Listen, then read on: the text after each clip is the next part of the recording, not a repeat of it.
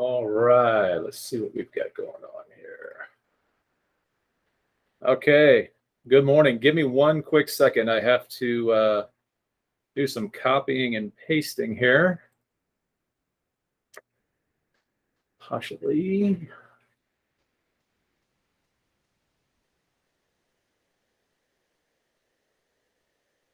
All right.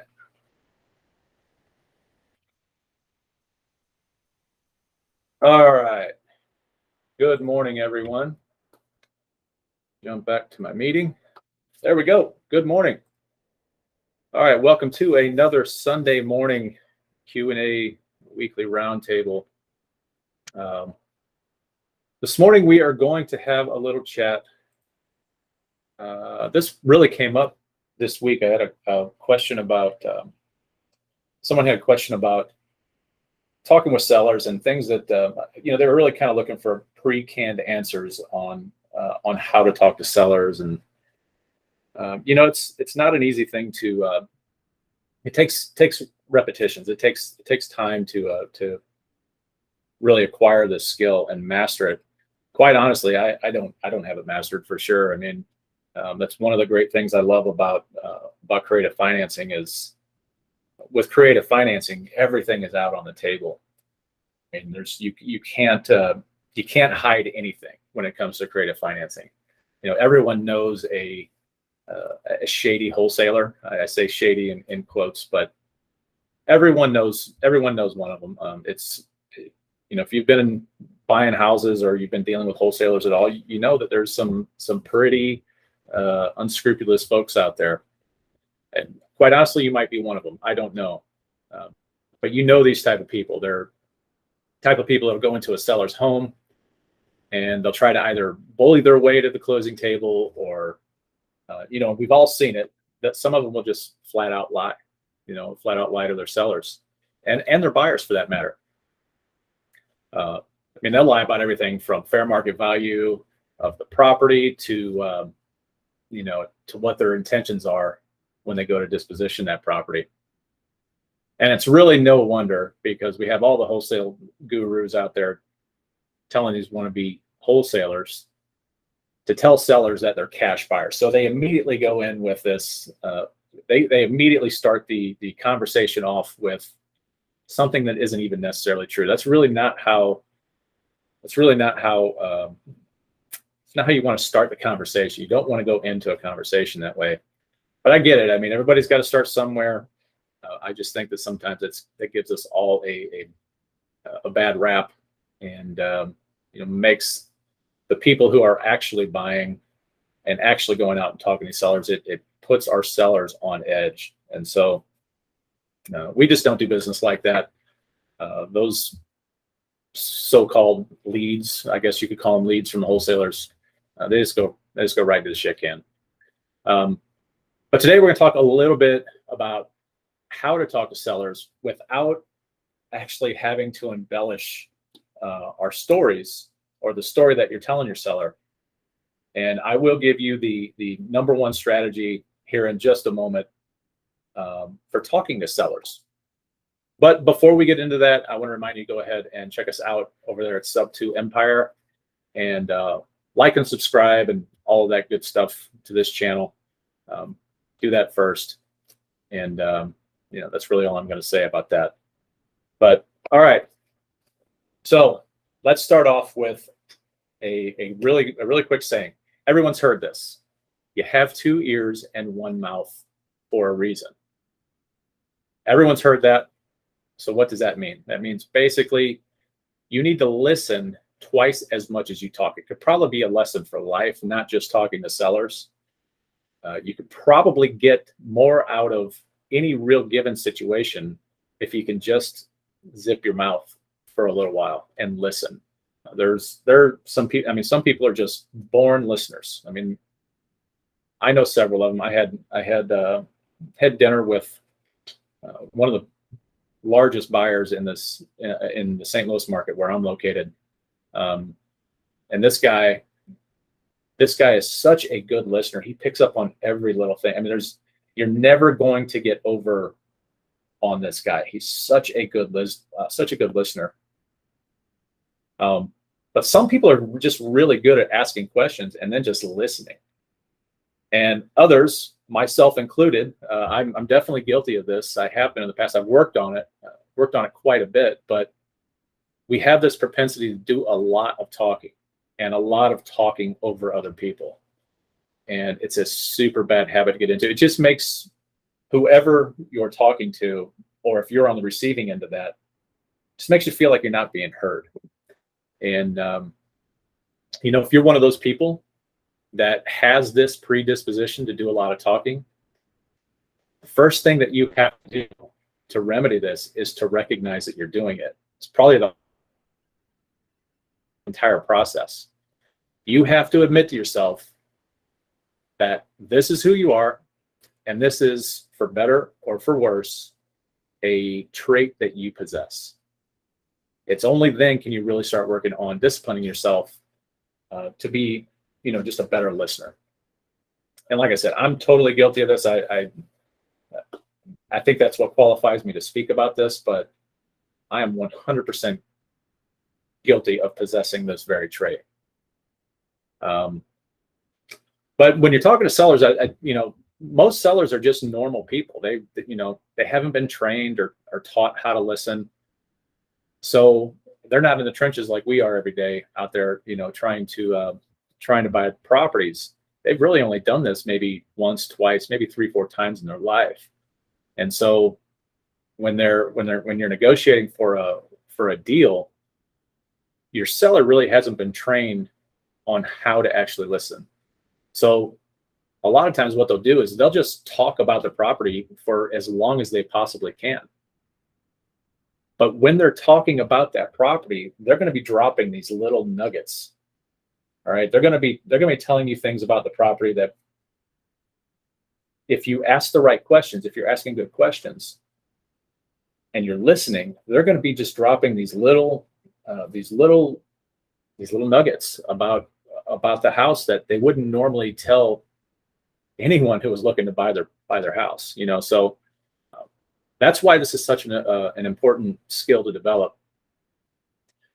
They may be telling you everything about the condition of the house, and then suddenly they slip into something that, it's likely going to be the key to maybe getting that house under contract and ultimately buying that house.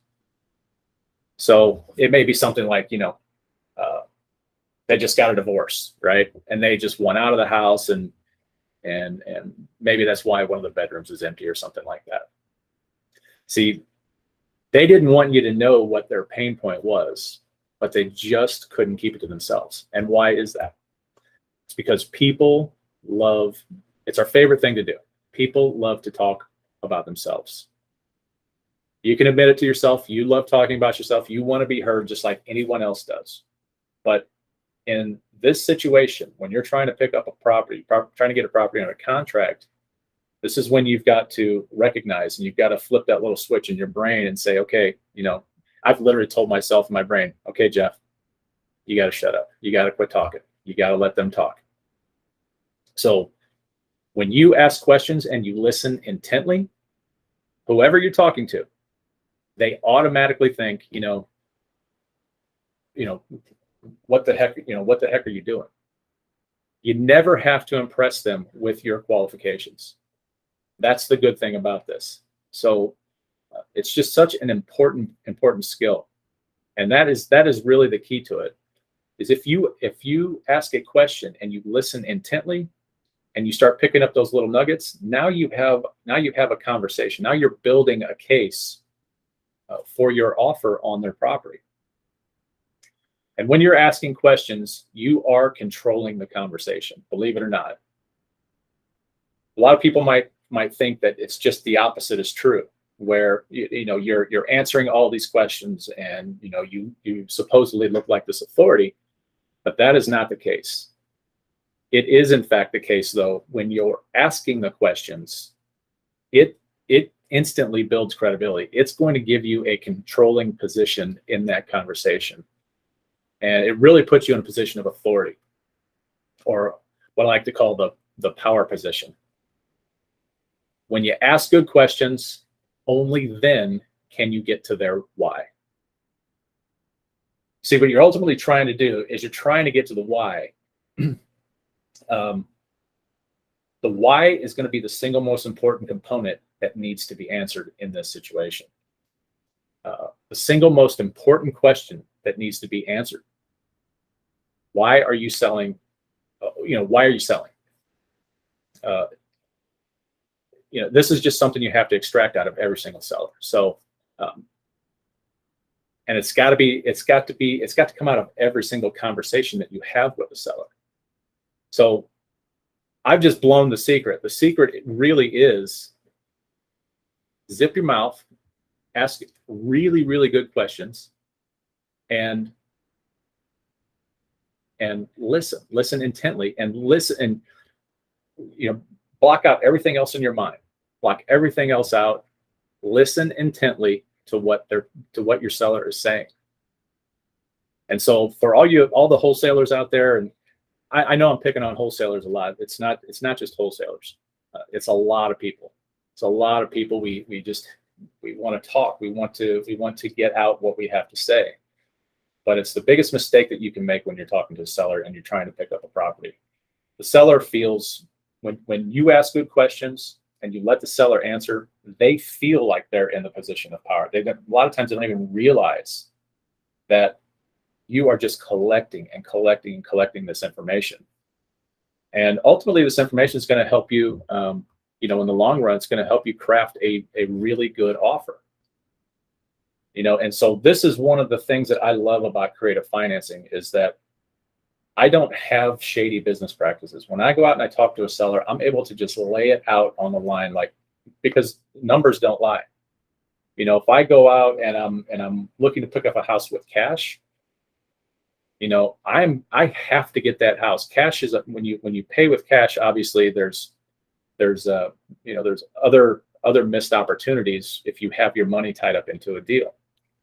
Well, with creative financing, obviously, if you don't have a ton of cash on the table, you can just, you can offer more. You can offer more. You can create terms that are beneficial for everybody, and it just works out a whole lot better.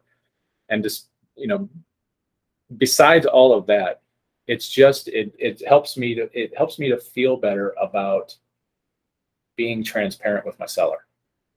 And so that's really why I think everyone needs to understand at least a little bit about creative financing and how to structure these deals. You don't have to get so verbose about it that it turns your seller off, or you don't have to get into the weeds on it.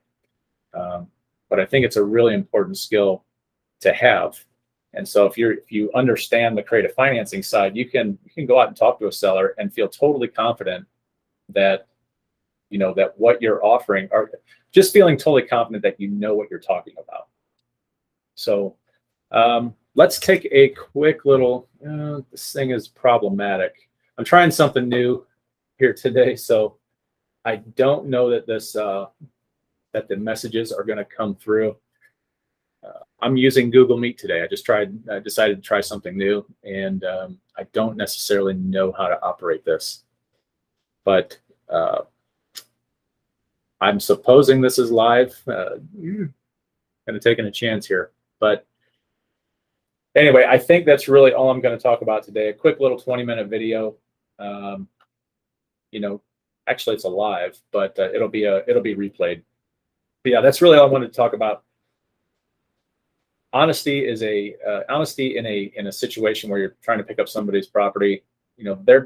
Most people are gonna read right through you. If you're not going into your seller appointments and being honest with folks, then they're gonna know it for the most part. Some people are pretty gullible, but it's just a better way to operate, better way to do business. I'm gonna do a little.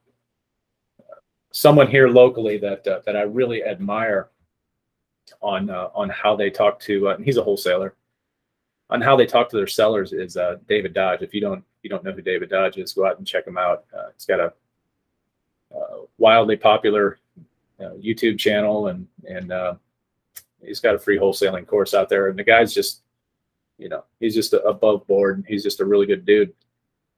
And he's early on, him and I kind of got started around the same time, and I used to watch this guy operate and listen to how he talked to his sellers. And he's one of the few wholesalers that I know that doesn't hide anything. He doesn't, he's very, very transparent with his sellers. He's a really good dude. But he's smart. He doesn't go in and he doesn't go in like and just start blasting people, and it's not super high pressure. But he's a good, what you call a closer. And I think that's probably the difference between what wholesalers do and what someone like me does. I don't necessarily have, with the strategies that we use with creative financing, I don't necessarily have to be a closer. Wholesalers, you kind of have to study that. You kind of have to be, your livelihood relies on this constant need, this constant needing to be fed these contracts constantly. So you need to have a system in place to be able to go out and get as many contracts as you possibly can.